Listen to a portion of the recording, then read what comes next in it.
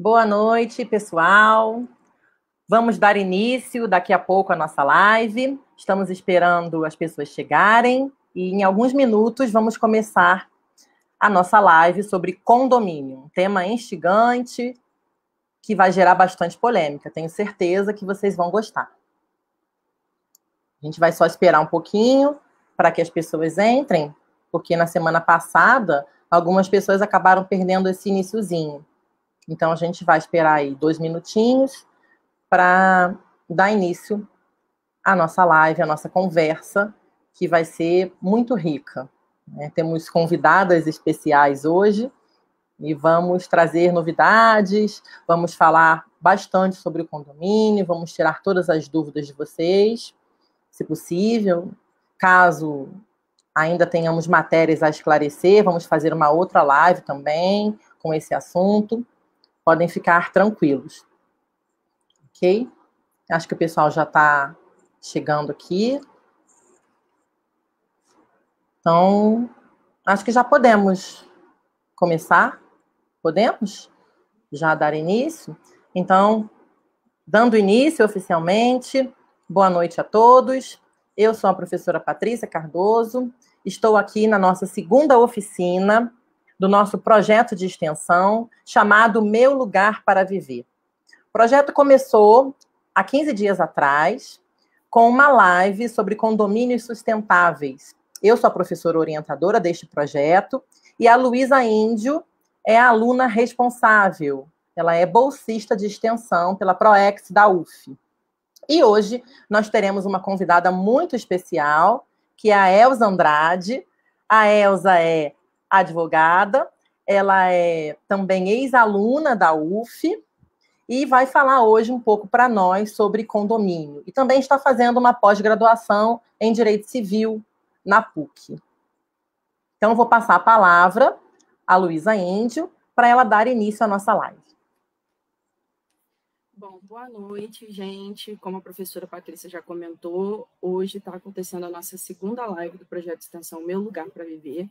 E a gente queria agradecer muito a todos que participaram 2 semanas atrás e voltaram para conferir hoje a nossa segunda live.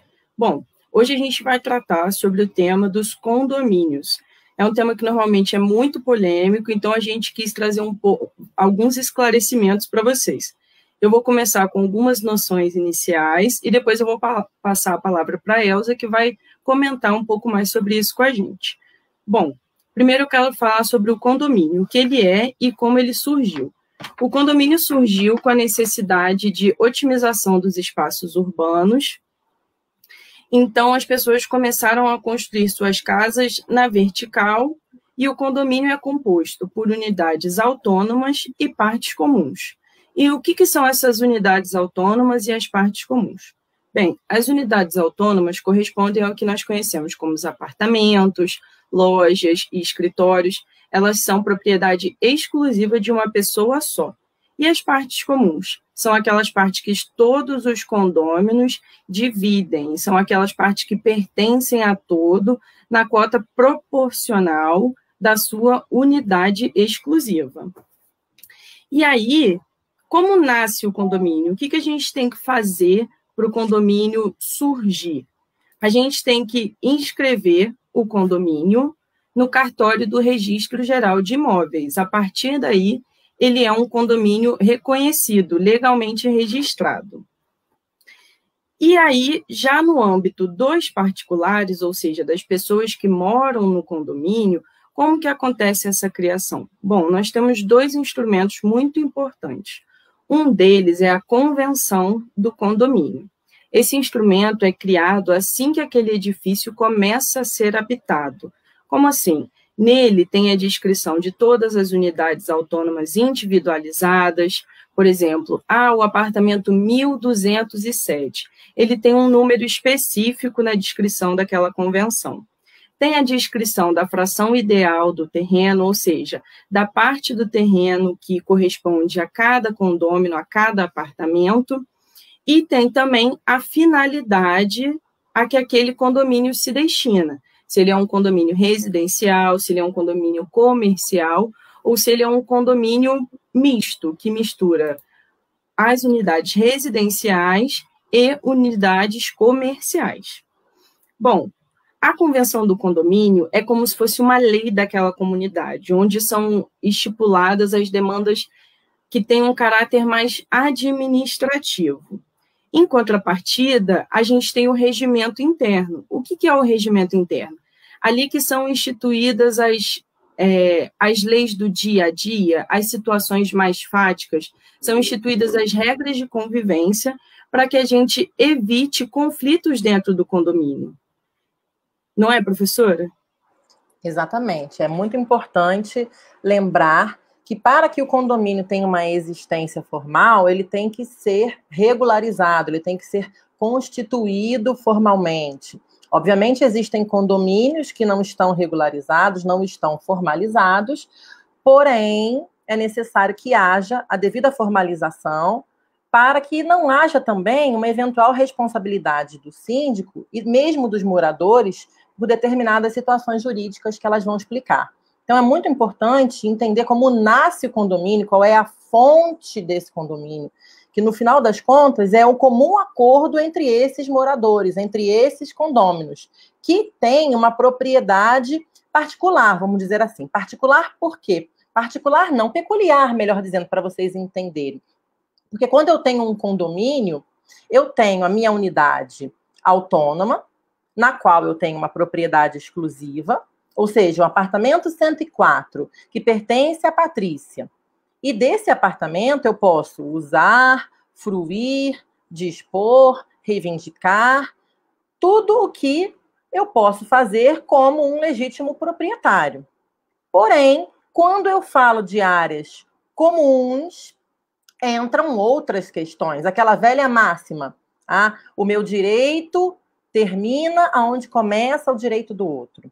Então, existem regras de convivência para o bem viver entre estas pessoas que vivem em condomínio. Existe um ditado, assim, bem antigo, latino, só para vocês entenderem como o tema é controverso, dizendo que o condomínio é como se fosse a mãe das intrigas, né? A mãe das intrigas está ali no condomínio. Por quê? Porque tudo acontece no condomínio. E o condomínio, como a Luísa explicou, tem que ter uma lei, entre aspas, né, um dispositivo que tenha força de lei entre os condôminos para reger essa vida em comum entre os condôminos. Porque se surge algum problema, é necessário que esse problema seja resolvido. Nós temos, obviamente, o Código Civil. O Código Civil, ele vai tratar das regras gerais atinentes a todo e qualquer condomínio. Porém, as particularidades, as peculiaridades de cada condomínio estarão nesses documentos que a Luísa falou. Ou seja, eu tenho a convenção de condomínio, eu tenho o ato constitutivo do condomínio. E ali, por exemplo, vai dizer, pode ter animal? Não pode ter animal? Uma questão controvertida, que a gente vai responder depois. Né? Quais são os limites para o uso dessas áreas comuns? Também teremos diretrizes no Código Civil. Diretrizes que são, assim, normas amplas, vamos dizer assim. Alguns parâmetros amplos, que podem ser particularizados e discutidos por cada condomínio em concreto. Ok? Então, é importante ter essa noção de que existem regras que vão reger essa propriedade comum. Essas áreas que são comuns não são a minha casa. Ok?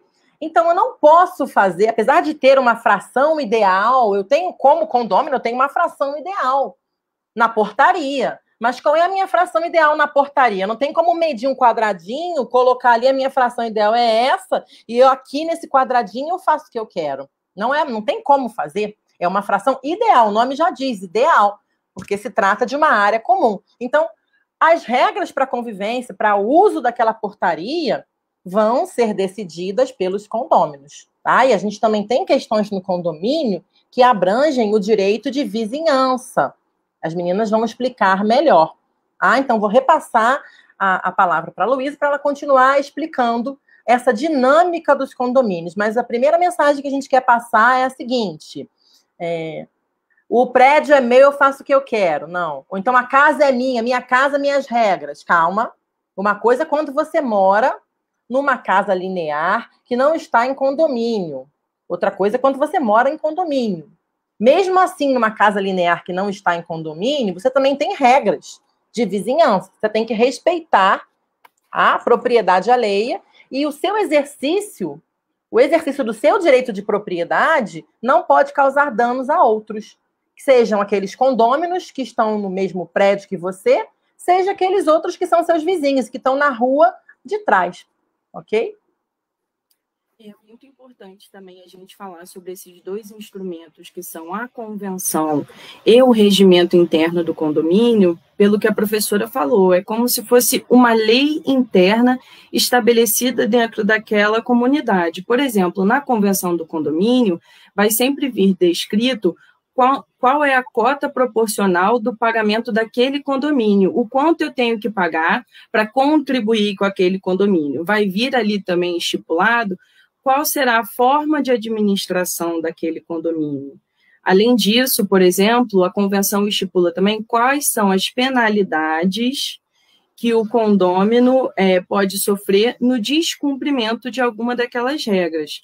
Então, a convenção do condomínio é um documento que tem um caráter mais abrangente, é como se ela fosse uma lei grande, vamos equiparar ela à nossa Constituição Federal. Já o regimento interno traz questões do dia a dia, questões mais práticas. Por exemplo, eu posso usar a minha piscina no dia tal? Eu posso usar a churrasqueira no dia tal? Como são feitos esses procedimentos? Como é feita a reserva da churrasqueira, a reserva da piscina, a reserva do salão de festas? São normas, é como se fosse uma cartilha de norma para evitar conflitos dentro do condomínio, tendo em vista que ali tem partes autônomas, ou seja, que correspondem a um condômino só, e tem partes comuns. Então, para o uso dessas partes comuns, são estabelecidas regras a fim de que a gente consiga evitar inúmeros conflitos. Bom, essas foram as considerações sobre... Você quer falar alguma coisa, professora? Não, eu estou fazendo um comentário, uma piadinha, né? São estabelecidas regras para evitar os conflitos e os conflitos continuam existindo, né? O mais interessante é isso, né? Porque quem advoga no ramo do direito imobiliário sabe que a temática do condomínio é uma das mais controvertidas. Tem sempre problema. Quando você acha que resolveu um problema, porque aquele vizinho tinha um comportamento antissocial, surge o vazamento. E quando resolve o vazamento, surge o problema da piscina. E tem aquelas pessoas que vão usar a piscina de modo anti-higiênico. E aí, o que você faz? Né? Então, na realidade, o que nós estamos dizendo aqui, gente, é que onde existem seres humanos, existem conflitos. E o direito está aí para tentar amenizar e dar uma solução adequada para esses conflitos. Ok? Pode voltar. Então, gente, essas foram as considerações, assim, bem iniciais sobre o condomínio. Agora, a Elza vai aprofundar um pouco mais sobre esses assuntos para a gente, falando principalmente sobre os direitos, os deveres dos condôminos, vai falar um pouco sobre a figura do síndico e vai trazer um esclarecimento muito mais amplo para a gente sobre esse assunto. Agora, eu queria passar a palavra para a Elza. Boa noite, pessoal. Luísa, Patrícia, estão me ouvindo? Sim. Porque minha tela está meio esquisita aqui. Bom, é uma honra e uma alegria imensa poder participar dessa live hoje, ao lado de duas pessoas que são importantíssimas na minha formação pessoal e profissional.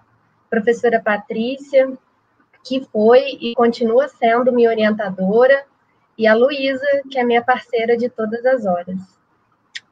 Sou ex-aluna formada pela UF, e o tema de hoje é significativo para mim também, porque eu passei a conviver em condomínio nos últimos 5 anos. Então, pessoalmente, eu posso atestar que é um tema cheio de peculiaridades, como a gente começou a tratar hoje. Eu vou começar falando sobre os deveres dos condôminos, iniciando pela necessidade da contribuição para as despesas do condomínio, na proporção que for instituída. E acho que esse é um dos deveres mais importantes, porque o condômino inadimplente, ele não pode votar em assembleia.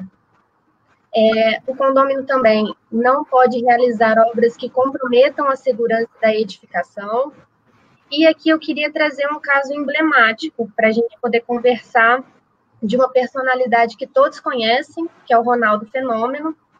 Há alguns anos ele adquiriu uma cobertura em São Paulo, acho que ele unificou 2 coberturas e achou por bem instalar uma piscina na cobertura e causou um tremendo estrago para a vizinha de baixo, que teve a sua sala completamente inundada, além de ter as suas obras de arte completamente deterioradas e principalmente correndo um risco seríssimo à segurança dessa vizinha, que obviamente teve que ingressar com uma ação judicial para que esses danos fossem reparados, inclusive pleiteando danos morais, né? Porque, enfim, isso foi feito sem o consentimento dos demais condôminos.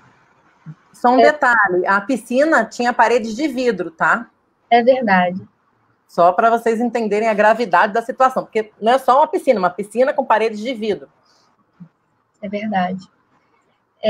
Bem, o condômino também não pode alterar a forma e cor da fachada, das partes e das esquadrias externas, e ele tem que dar às partes a mesma destinação que tem a edificação, sem prejudicar o sossego, salubridade e segurança dos possuidores ou aos bons costumes. Sobre os direitos dos condôminos, eu ressalto o uso e fruição livremente das unidades, quer dizer, ele pode alienar, ele pode alugar, sem necessidade de direito de preferência para os demais condôminos. Eles também podem utilizar das partes em comum conforme a sua destinação e sem excluir os demais compossuidores. Por quê? Porque, como a Luísa bem disse, o proprietário, ele tem a propriedade da unidade autônoma, mas ele também tem uma fração ideal correspondente a essas áreas em comum, que, como o próprio nome diz, é de uso geral. Porém, tem uma exceção a esse uso geral, que é o caso do condômino antissocial. Quem é o condômino antissocial? É aquele condômino que tem dificuldade reiterada com os demais moradores. Ele pode vir a ser advertido através de multa, em até 10 vezes o valor da contribuição, e se não surtir efeito, esse condômino pode vir a ser banido da utilização dessas áreas em comum.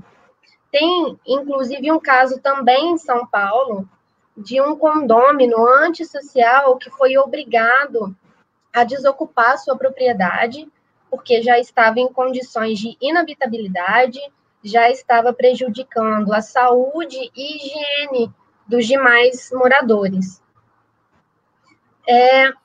Outra questão importante para a gente tratar aqui é sobre a Assembleia.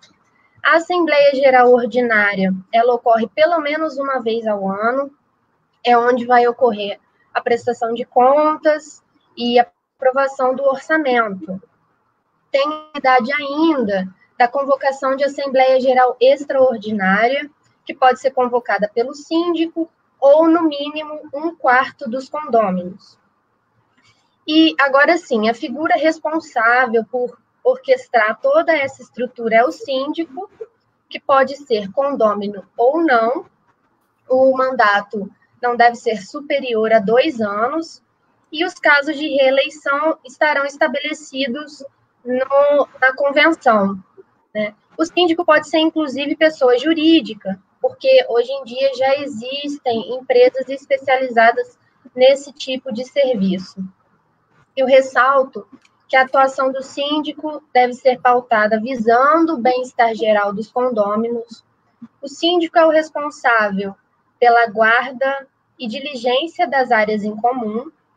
Ele também é o responsável pela contratação do seguro do condomínio em casos de incêndio, em caso de destruição total ou parcial.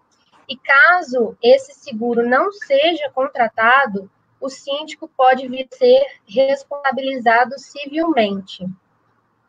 E, caminhando para o final da minha fala, eu queria falar sobre o condomínio misto, que são aqueles condomínios que incorporam na mesma área imóveis comerciais e residenciais, e essa instituição desse condomínio misto deve ser anuída por todos os condôminos e deve ser regido nos termos da convenção condominial.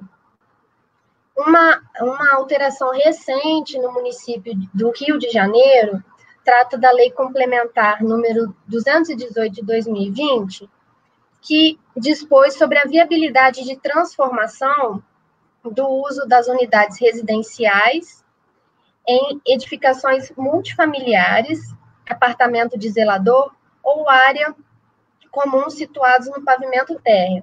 E por que essa modificação? Porque muitos desses condomínios, hoje em dia, já são considerados ultrapassados. Hoje em dia, muitos dos zeladores não residem mais no condomínio como era antigamente. Essas são minhas considerações. Eu vou passar a palavra para a professora Patrícia, para ela fazer as considerações a respeito dessas observações. Muito obrigada. Obrigada, Elza, pela participação. Eu vou fazer aqui só uma consideração sobre uma colocação a mais sobre a exposição, e vocês podem já começar a fazer as perguntas, caso tenham.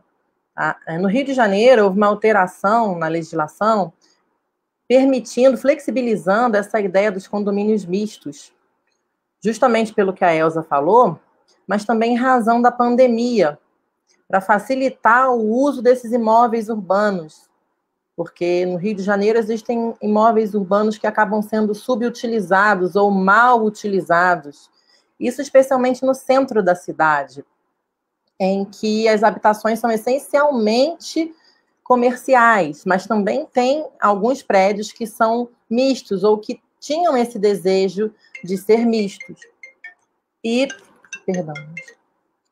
na realidade, houve uma mudança na legislação para permitir uma flexibilização urbanística. Isso gerou alguma polêmica, mas já está em vigor. Não é a regra, não é o comum um condomínio misto. Até porque, imagina, você residindo num prédio misto, em que tem também fins não residenciais. E aí entram várias pessoas, a questão da segurança fica, às vezes, um pouco comprometida, a privacidade, e etc, etc. Então, é uma questão a ser verificada no caso concreto, se vai dar certo, se não vai dar certo. Okay? Vou passar a palavra para a Luísa também, para ela colocar algumas questões que foram feitas, e a gente vai respondendo também aquelas colocações que vocês fizerem aqui no nosso chat. Então, gente, eu queria iniciar essa nossa parte mais de bate-papo. Eu queria fazer uma pergunta para a Elza, que é o seguinte: agora, durante a pandemia, muitas questões estão surgindo, muitas dúvidas em relação ao uso do condomínio devido à necessidade de isolamento social e quarentena. Então, com isso, eu queria perguntar o seguinte: eu posso usar a academia do meu condomínio durante a pandemia do coronavírus? Luísa, é realmente uma questão muito delicada, porque a academia é uma área em comum e todos têm direito de uso à área em comum. Só que, nesse momento, alguns síndicos, e a nossa legislação também, caminhando nesse sentido, têm entendido por preservar a saúde dos condôminos e tendo restringido o acesso a essas áreas em comum. Depende de como cada síndico tem levado essa questão, mas, por exemplo, alguns condomínios têm trabalhado com agendamento de horário, para que não haja aglomeração nessas áreas em comum, mas no começo da pandemia, essas áreas realmente chegaram a ser fechadas, a fim de evitar a disseminação do vírus entre os condôminos. Professora Patrícia, tem algum comentário? Sim, sempre tenho, né, gente, algum comentário. Vocês que tiveram aula comigo sabem que eu sempre tenho algum comentário. É muito comum que os condomínios, no meio dessa pandemia, tenham vedado o acesso a essas áreas comuns. Na minha concepção, essa vedação total e absoluta e restrita é problemática, ok?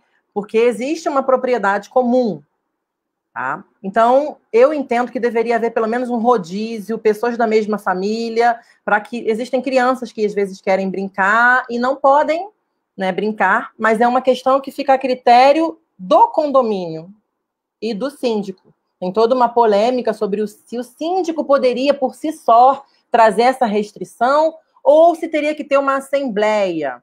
Aí são vários entendimentos. Existem vários doutrinadores, vários advogados com vários entendimentos. Uns vão dizer que, olha, o síndico tem autonomia para fazer isso sim, pelos poderes que são a ele conferidos, tanto pelo Código Civil como pela Convenção. Outros vão dizer, olha, não, ele tem alguns poderes, mas não são poderes tão amplos. E aí a delimitação desses poderes deve necessariamente, num caso excepcional, como de uma pandemia, passar por uma assembleia. E aí o pessoal pensa assim, não, mas como é que vamos fazer uma assembleia em tempos de pandemia? Hoje em dia estamos fazendo uma live virtual, então pode-se fazer uma assembleia virtual, muitos têm acesso à internet, seria possível fazer isso, mas é uma questão, como a Elza falou, bastante polêmica. Vocês vão ver uma solução para cada condomínio. E aí o ideal é que essa solução seja uma solução consensual, debatida, discutida com os moradores e não imposta de modo unilateral. Até porque no condomínio existe ali uma propriedade comum também, deve haver uma harmonia entre os condôminos. Tá? E vou aproveitar aqui que eu estou com a palavra, a Marcela fez um comentário muito interessante, que devido à pandemia, muitos conflitos estão surgindo entre os condôminos. Certamente, porque sempre existiram e agora com o confinamento as pessoas ficam naturalmente mais estressadas e vão brigar com quem está ali perto, né? Brigam com a pessoa que está dentro de casa, aí cansa de brigar dentro de casa, vai brigar com o vizinho. É natural do comportamento humano. E ela ressalta aqui um caso muito interessante de um condomínio em que houve conflito por causa dos sapatos nos corredores. Porque os moradores estavam colocando os sapatos nos corredores por conta da pandemia, né? Porque não podiam entrar com os sapatos sujos dentro de casa. E aí o condomínio, na verdade, um determinado andar, estava com uma quantidade gigante de sapatos e quem ia passando pelo corredor ia tendo que pular os sapatos, né? É a mesma polêmica, gente, das pessoas que colocam um varal para fora, pendurado, né? A maioria dos condomínios não permite isso. Por quê? Porque isso acaba gerando uma questão também que tem a ver com a questão urbanística, com a paisagem, com a beleza do condomínio. Se todo mundo resolver colocar um varal para fora da sua unidade autônoma, né, a pessoa que está passando na rua pode ver uma roupa íntima de alguém, ou vai ver uma calça pendurada, quer dizer, é algo que fica esteticamente feio.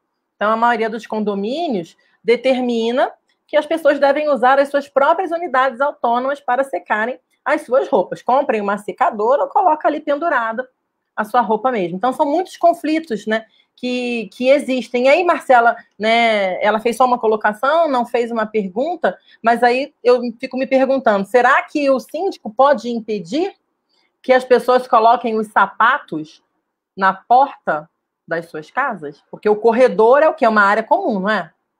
O que vocês acham, meninas, Luísa e Elza? Como é que vocês responderiam isso? Porque eu estou aqui me questionando. Eu acho que toda essa questão da pandemia, a gente tem que sempre tentar levar tudo muito no bom senso, né? Porque é uma questão muito nova para toda a população. De uma hora para outra, todos nós precisamos começar a ficar mais em casa, ficar mais reclusos, sair apenas por necessidade, para uma questão de saúde pública mesmo, para cuidar da gente, dos nossos familiares, das pessoas que a gente gosta, mas eu acho que tudo pode ser definido no bom senso, e tendo em vista que o condomínio tem essa ferramenta que é a assembleia, as pessoas têm a oportunidade de conversar, de discutir sobre esse assunto e chegar num consenso. Por isso que a gente falou que é tão importante a convenção e o regimento interno do condomínio, dessas pequenas regras, para que a gente evite conflitos. Porque imagina você chegando na porta da sua casa e tendo que pular um mar de sapatos. Então, assim, via de regra, a gente pode ou não pode, como funciona? Isso tudo tem que ser discutido no âmbito da Assembleia Condominial. Exatamente. É bom considerar que o corredor é uma área comum. Então, né, quais foram as recomendações que os médicos deram em relação à pandemia? Que a pessoa fizesse um corredorzinho dentro da sua unidade autônoma, isolasse um determinado corredor dentro da sua unidade para fazer a higienização. Então, a pessoa deixaria ali os sapatos, a roupa naquele corredor e depois levaria para uma área de serviço para lavar, enfim, né? Porque as outras pessoas não são obrigadas a tolerar uma grande quantidade de sapatos na porta. Mas se também ninguém reclamasse, se não for um problema, pode ser que não haja nenhuma questão, não haja nenhuma briga, nenhum litígio a partir daí. Ok? E eu queria fazer uma pergunta aqui, pode ser para a Luísa ou para a Elza, também, uma pergunta que chegou aqui.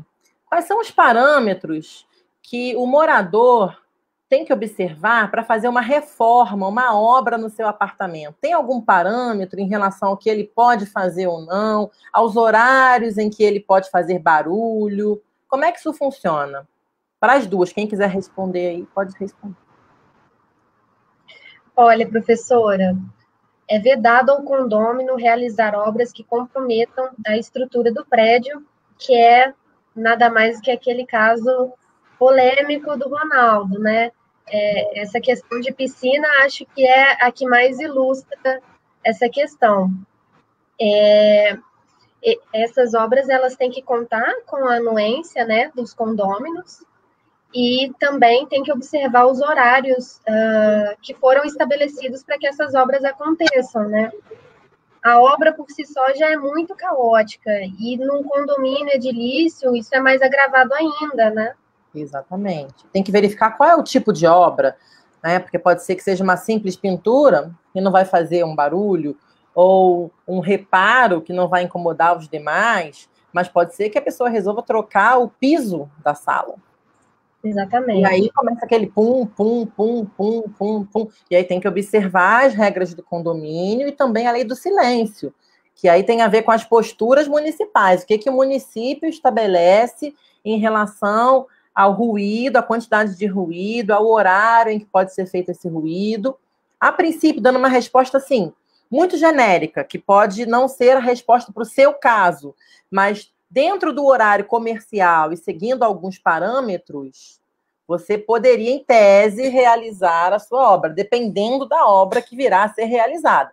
Você pode, por exemplo, pintar a sua unidade autônoma, trocar o seu piso, trocar uma instalação elétrica. Agora, você não pode tirar uma viga, você não pode trocar uma viga de lugar, alterar a estrutura do seu apartamento de modo que venha comprometer a construção, também é algo que você não pode fazer. Então, o ideal é comunicar sempre, nesses casos, ao síndico, para que ele te oriente em relação a como proceder. Isso é muito importante, né? Trata-se de uma propriedade exclusiva, mas que está convivendo com outros proprietários. Existem outras propriedades, né? A propriedade é um direito individual, mas ele não pode ser exercido, esse direito, de modo ilimitado. Deve ser levado em consideração sempre o direito alheio também. Isso esbarra também, professora, na questão dos limites do uso daquela unidade autônoma. Por exemplo, é muito comum as pessoas pensarem que dentro do meu apartamento eu posso tudo, eu não posso comprometer as regras das partes comuns, mas dentro do meu apartamento eu posso tudo. De fato, o proprietário daquela unidade autônoma, ele tem muita liberdade para fazer o que ele bem entender dentro daquela unidade autônoma. Por exemplo, posso ouvir uma música? Posso ouvir uma música? Posso. Posso ouvir uma música alta? Posso, desde que essa prática que você está tendo não esbarre no direito de vizinhança da pessoa que mora ao seu lado, em cima de você ou abaixo de você. Então, assim, todos os atos que são exercidos por aquele proprietário daquela unidade autônoma são legítimos, desde que não esbarre nos direitos de vizinhança, não comprometam o sossego, a segurança e a saúde do seu vizinho, do resto dos condôminos, né, daquela comunidade que é o edifício. Vamos pensar, por exemplo, num condômino que é músico, baterista, e precisa treinar para ser um bom músico. Ora, ele está impedido de treinar? Não.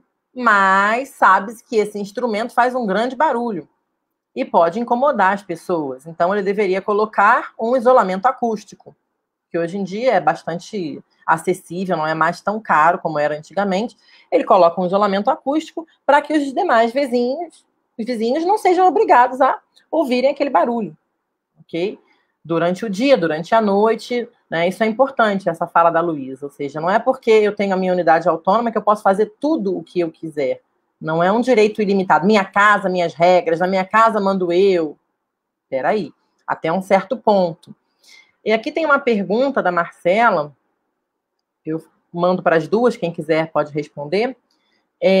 Se por acaso um condômino inadimplente pode ser proibido de usar as áreas comuns, como, por exemplo, a piscina.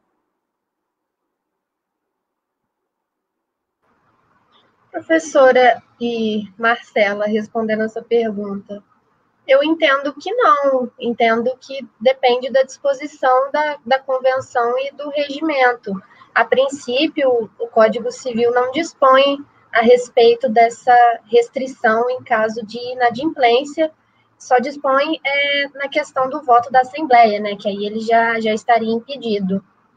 E na realidade, essa pergunta é muito interessante, porque é uma obrigação do condômino o pagamento da cota condominial. Porque essa cota condominial tem por objetivo a divisão das despesas, que são comuns, certo? Se alguém está inadimplente, realmente ele não está cumprindo com o seu dever de condômino. Mas isso pode acontecer por uma série de razões. Pode ser por desídia, pode ser por uma situação financeira problemática. Agora, na pandemia, muitas pessoas também ficaram desempregadas, né? Apesar de ter essa questão de poder usar ou não. Então, também entendo como a Elza, que, a princípio, o condômino não pode ser proibido de usar as áreas comuns, como a piscina, por exemplo, porque se formos usar essa lógica, ele não vai poder nem passar pelo corredor, porque o corredor é uma área comum. Também não vai poder usar a portaria, vai ter que descer de casa por uma corda, para não usar as áreas comuns, né? Não é porque é uma área comum, que é uma área de lazer, que você vai vetar e não vai vetar uma outra área. Está fazendo uma brincadeira, mas a princípio não. Pode ser que isso venha a ser estabelecido em assembleia, destinado especificamente para esse fim? Pode, mas aí cabe inclusive um questionamento, porque o mecanismo correto é a cobrança daquela cota condominial. Você não pode constranger uma pessoa inadimplente. Você tem que cobrar em conformidade com os ditames da boa-fé. A pessoa realmente deve estar inadimplente? Sim. Terá que pagar? Terá que pagar. Existem os mecanismos adequados para isso. Ok? Agora, professora, uma coisa que eu acho que é muito legal a gente falar é sobre a questão de ter animais em apartamento. Eu acho que isso é uma das questões mais, assim, polêmicas, que as pessoas têm dúvidas e querem saber. Antigamente, quando a gente falou sobre os instrumentos da convenção e do regimento interno, e antigamente era muito costume nos apartamentos vir estabelecido na convenção ou no regimento interno do condomínio que não se poderia ter animais. E essa era uma ferramenta muito boa para as mães que não queriam dar um bichinho de estimação para seus filhos, né? Falavam, ó, aqui no prédio, não, a gente não vai poder ter um cachorrinho, a gente não vai poder ter um gatinho, porque aqui são as regras do prédio. Uhum. E aí, muito curioso um caso do ano passado, que uma senhora em Brasília teve que entrar na justiça para conseguir o direito de ter um gatinho dentro do seu apartamento. Então, ano passado, o Superior Tribunal de Justiça definiu que nem por convenção condominial mais poderá se negar um condômino a ter um animal de estimação. Então, assim, hoje em dia, nem se tiver na convenção do condomínio, a mãe vai conseguir dar uma volta naquela criança. Vai ter que dar um bichinho de estimação para ela, não vai ter jeito. Mas uma das ressalvas também é que a proibição de ter aquele animal naquela unidade autônoma pode acontecer se aquele animal apresentar riscos à saúde, à segurança ou à higiene dos demais condôminos. Caso isso não aconteça, é só dar um bichinho de estimação para a criança e deixar ela ser feliz. Verdade. E aquele caso que a Elza colocou em São Paulo, se eu não me engano, em que o condômino foi impedido, inclusive, de usar a sua unidade autônoma, eu acho que era uma questão relativa a vários animais, se eu não me engano, mais de 20 ou 30 gatos. Se não foi esse caso, houve um caso também no condomínio, em que uma pessoa tinha cerca de 30 gatos no apartamento e não conseguia cuidar bem desses gatos e ficava um odor insuportável no prédio. Isso começou a gerar um mal-estar entre os condôminos e aquela pessoa acabou, por comportamento reiterado, sendo privada do uso do seu bem. Isso é uma coisa muito grave, né? Essas coisas que a gente está falando, que o judiciário está impedindo alguém de usar o seu bem, né? Ou o judiciário dizendo, olha, a decisão vale mais do que a autonomia, são questões graves, são situações excepcionais. A regra não é essa. A regra é que a convenção é a lei do condomínio, mas existem alguns precedentes que vão abrindo um pouquinho margem para uma interpretação mais sistemática, mais funcional, né? Você vai ter que verificar qual é, na verdade, a lógica daquela restrição. É vedar animal porque simplesmente não gostamos de animais e ninguém pode ter um animal? Aí parece irrazoável. Agora, veja, uma coisa é você ter um cachorrinho, você ter um peixe, outra coisa é você ter, de repente, uma cobra de estimação dentro de um apartamento. Um outro animal perigoso dentro do apartamento. Aí muda um pouco a situação. Então, tem que verificar isso casuisticamente. E uma questão interessante também, que eu queria colocar aqui, é a questão da queda dos objetos. Tá? Você que mora em condomínio e gosta de plantinha, e coloca suas plantinhas na sua janela, ali para enfeitar, cuidado. Se essa plantinha cair na cabeça de alguém, você será responsabilizado. Por quê? Porque o Código Civil prevê uma responsabilidade civil pelas coisas que caem. Sabe aquele programa lá do Faustão, A Ponte do Rio que Cai? Né? Sempre faço essa brincadeira em aula, sei que é sem graça, mas é para poder associar. Então, a ponte do rio que cai. Se cai alguma coisa da sua janela, o Código Civil estabelece uma responsabilidade civil pelas coisas que caem. Você é como se fosse o guardião dessas coisas. Então, atenção. Se, vejam só, você mora num condomínio grande, cai alguma coisa de alguma janela e não é possível identificar de onde caiu, existem várias decisões judiciais, inclusive uma que responsabiliza o condomínio todo. Outra que responsabiliza os condôminos daquele mesmo bloco. Então, atenção, a janela não é local para colocação de plantinhas. Elas precisam pegar sol? Sim, elas precisam pegar sol, mas você não vai colocar ali para fora. Você coloca uma grade, coloca para dentro da grade, coloca numa estufa, num lugar adequado. Isso parece uma coisa boba, gente, mas não é. Tá? No Rio de Janeiro houve um caso que não se referiu à plantinha, mas foi um vidro de maionese. Todo mundo ri quando eu conto essa história, achando que não é verdadeira. Os meus alunos sempre riem, porque acham que eu inventei essa história, mas eu não inventei. Um vidro de maionese que foi jogado de um condomínio desses grandes na Barra da Tijuca. A pessoa jogou um vidro de maionese, não sei o que a pessoa tinha na cabeça, ao invés de jogar o vidro de maionese no lixo, né, jogou pela janela. Precisava fazer uma aula de educação ambiental com a professora Analice, né? Se eu descobrir quem foi a pessoa, eu vou apresentar a professora Analice para esclarecer sobre essa questão ambiental no condomínio. E aí, o que aconteceu? A pessoa que recebeu o vidro de maionese, que estava lá embaixo, ficou tetraplégica. Não anda mais, né? E houve uma responsabilidade civil, foi identificado quem foi, conseguiu se identificar, e houve uma responsabilidade civil. O problema maior não está na responsabilidade civil, né? Está nos danos que você pode causar a alguém, que parecem coisas pequenas. Então, atenção a essas plantinhas, a objetos que você coloca no parapeito da sua janela. Muito cuidado, porque isso pode gerar uma responsabilidade para você, para os condôminos como um todo e para alguns condôminos que moram naquele bloco. Vou passar para a Luísa. Tem mais alguma pergunta aí, Luísa? Tem uma pergunta aqui que eu acho que é até questão de deixar os condôminos surpresos, que é o seguinte: o que pode acontecer de ser iniciada uma obra no condomínio sem a anuência dos condôminos? Por exemplo, você chega no seu condomínio naquele dia e viu que está acontecendo uma obra e ela não foi votada em assembleia, não foi discutida anteriormente. O que é isso? O que pode ou não pode acontecer? Então, é para a Elza a pergunta ou para mim? Para a Elza. Então vai para eu não tinha escutado. Pode responder, Elza. Então, depende do caráter da obra. No caso que a Luísa colocou para a gente, se for uma obra urgente, realmente ela não precisa passar por aprovação na Assembleia. Agora, se for uma obra voluptuária, né, que é só para acrescentar alguma coisa no condomínio, ela precisa passar por votação e aprovação de, no mínimo, 2/3 dos Exatamente. condôminos. Por exemplo, o cano furou. O cano da entrada da portaria tem um cano, furou, está vazando água. O síndico tem que chamar alguém para resolver aquilo o mais rápido possível. Não tem como fazer uma assembleia para, anteriormente ao conserto, aprovar, verificar. Não. Aquilo exige uma atuação imediata, instantânea.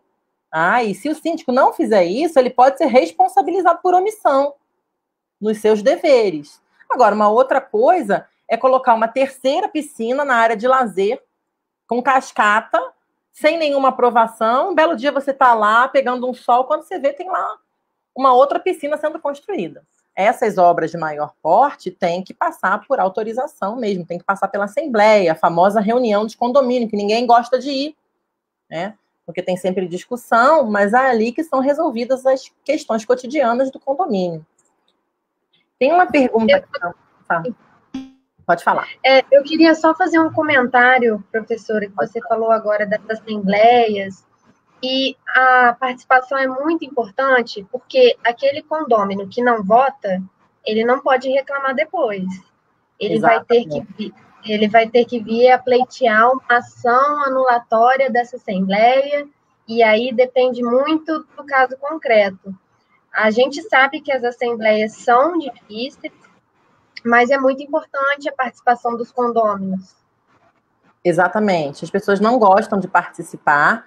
Normalmente elas ficam nas suas unidades autônomas fazendo qualquer coisa, menos participando, né? Vendo televisão, ouvindo internet, ouvindo uma música na internet, tal. Mas ali são decididas as questões, né? Então, se você não foi e algo foi votado e te desagradou, você vai ficar sujeito à vontade da maioria, tá? E aqui tem uma outra questão que o Roniel coloca, uma questão muito importante, sobre a questão do cigarro. Se é possível proibir ou não o tabagismo nas áreas comuns do condomínio. Bom, professora, eu entendo que, assim como as demais normas, isso tem que ser estipulado na convenção ou no regimento interno do condomínio. Claro que a gente conhece que hoje em dia já existem inúmeras outras leis fora do âmbito do condomínio que proíbem o tabagismo em ambientes fechados, em restaurantes, em bares, e normalmente ele é liberado nas áreas externas. Bom, eu acredito que se no condomínio o condômino tabagista, que mesmo que ele fume numa área externa, se isso for prejudicial à saúde, à segurança de alguém, eu acho que é válido sim a proibição, desde que no âmbito das assembleias condominiais. O que vocês acham? Eu concordo. Eu acho que qualquer restrição que exista no condomínio tem que ser devidamente justificada e aprovada pelos condôminos, porque existe, na verdade, uma lei interna que vai reger aquelas relações jurídicas entre os condôminos, né? Existe uma norma a ser seguida, ainda que ela possa ser flexibilizada em alguns momentos, tem que ser de comum acordo entre os condôminos. Vamos pensar num assunto, fazendo aqui uma outra colocação. Vamos imaginar um condomínio que não permita animais, ok? Já vimos que essa proibição pode cair judicialmente, mas existe uma moradora que é deficiente visual e precisa de um cão-guia. Como é que se resolve isso sem uma decisão judicial? Pelo bom senso. Eu acho que tem algumas questões que você não precisa levar ao judiciário, que já está assoberbado de demandas. Certas questões você resolve pelo bom senso, pela tendência a não criar conflitos, para ter uma vida em comum ordenada. Mas aí vai de cada um, ok? Acho que é isso, né? Acho que não temos mais nenhuma pergunta.